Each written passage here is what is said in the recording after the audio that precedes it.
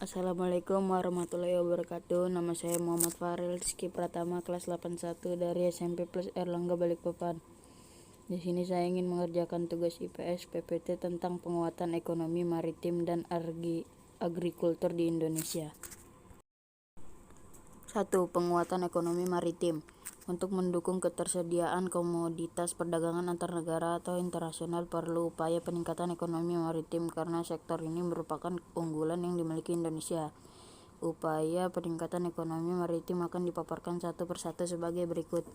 A. Potensi ekonomi maritim Indonesia. Ekonomi maritim atau maritim ekonomi adalah kegiatan ekonomi mencakup transportasi laut, industri galangan, kapal dan perawatannya, pembangunan dan pengoperasian pelabuhan serta industri dan jasa terkait. Banyaknya kekayaan yang terkandung di laut merupakan potensi ekonomi yang mampu memberi kontribusi nyata bagi perekonomian nasional. Berbagai kekayaan laut telah dieksploitasi dan dimanfaatkan sejak dulu hingga sekarang. B. Kondisi ekonomi maritim di Indonesia. Kondisi ekonomi maritim di Indonesia dilihat dari hal-hal berikut. 1. Sektor pelayaran industri pelayaran nasional saat ini belum begitu baik. Dari segi daya saing pangsa, muatan armada kapal nasional masih rendah serta industri galang kapal yang hingga saat ini belum berkembang. 2. Sektor perikanan. Potensi sektor perikanan Indonesia sangat besar dan sepantasnya menjadi negara industri perikanan terbesar di Asia. Namun kontribusi sektor perikanan terhadap pendapatan nasional masih rendah. Pertambahan kawasan budidaya perikanan pun masih kurang. 3. Sektor pariwisata bahari. Pengembangan pariwisata bahari dapat mempunyai efek berganda atau multiplier efek yang dapat menyerap tenaga bekerja, meningkatkan pendapatan masyarakat, mendatangkan wisatawan yang berasal dari luar negeri atau devisa. Namun hingga saat ini pariwisata bahari belum berkembang dengan begitu baik. C. Strategi dan kebijakan pengembangan ekonomi maritim di Indonesia. Pengembangan ekonomi maritim perlu ditingkatkan mengingat besarnya potensi ekonomi maritim yang kita miliki dengan harapan dapat mendorong pertumbuhan ekonomi rakyat Indonesia. Namun besarnya potensi tersebut belum dimanfaatkan secara optimal dalam pembangunan nasional. Melalui perubahan basis pembangunan dari basis daratan ke lautan, maka pelabuhan, armada pelayaran akan lebih maju dan efisien serta memacu percepatan pengembangan infrastruktur dan ketersambungan maritim. Membangun tol laut, pelabuhan laut dalam diyakini akan mengurangi inefisiensi ekonomi nasional dan meningkatkan daya saing produk dalam negeri. 2. Penguatan agrikultur di Indonesia.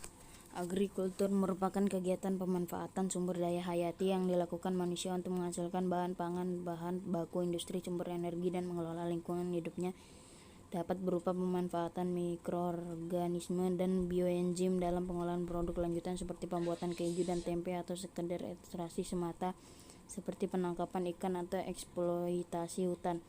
Upaya peningkatan perekonomian sebaiknya diusahakan dengan peningkatan berbagai sektor, salah satunya dari sektor agrikultur atau pertanian. Dukungan pemerintah dalam pengembangan agrikultur antara lain berupa pemberian subsidi pupuk serta benih. Hal ini dimaksudkan agar faktor produksi dapat ditekan sehingga harga jual produk dapat bersaing namun terjangkau. Selain itu, pemerintah juga selalu mengawasi harga-harga produk pertanian dengan tujuan untuk melindungi petani apabila harga barang terlalu rendah. A. Potensi agrikultur di Indonesia. Salah satu produk pertanian Indonesia yang berpotensi menjadi andalan adalah produk pertanian segar dalam bentuk buah-buahan dan sayuran. Sektor pertanian di Indonesia merupakan kontributor besar dalam pendapatan nasional serta berperan dalam memeratakan pembangunan melalui upaya pengentasan kemiskinan dan perbaikan pendapatan masyarakat.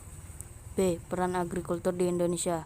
Pembangunan agrikultur di Indonesia mempunyai peranan penting antara lain potensi sumber daya yang besar dan beragam, pangsa terhadap pendapatan nasional yang cukup besar, besarnya pangsa terhadap ekspor nasional, besarnya penduduk Indonesia yang menggantungkan hidupnya pada sektor ini, perannya dalam penyediaan pangan masyarakat dan menjadi basis pertumbuhan di pedesaan. C. Hambatan pengembangan agrikultur di Indonesia. Skala usaha pertanian relatif kecil, modal terbatas, penggunaan teknologi masih sederhana, dipengaruhi oleh musim, akses terhadap kredit, teknologi, dan pasar rendah, kurangnya penyediaan benih yang bermutu bagi petani. 3. Strategi pengembangan agrikultur di Indonesia. A. Eco-farming merupakan peningkatan sistem budidaya sektor pertanian yang ramah lingkungan dan terintegrasi dengan kearifan lokal di setiap daerah di Indonesia. B. Distribusi pupuk secara merata. Langkah yang ditempuh dalam strategi ini adalah petani diminta menjumlahkan kebutuhan pupuk untuk kebutuhan tanamnya per hektar selama 1 tahun. Dengan cara ini, pemerintah dapat mengetahui kebutuhan pupuk selama 1 tahun sehingga dapat menyediakan stok pupuk sesuai dengan kebutuhan petani. C. Perbaikan irigasi pertanian yang berhasil tidak lepas dari baiknya sistem irigasi yang diterapkan. Oleh karena itu, pemerintah mengusahakan keterjaminan ketersediaan air untuk pertanian dengan perbaikan atau pengadaan irigasi yang baik.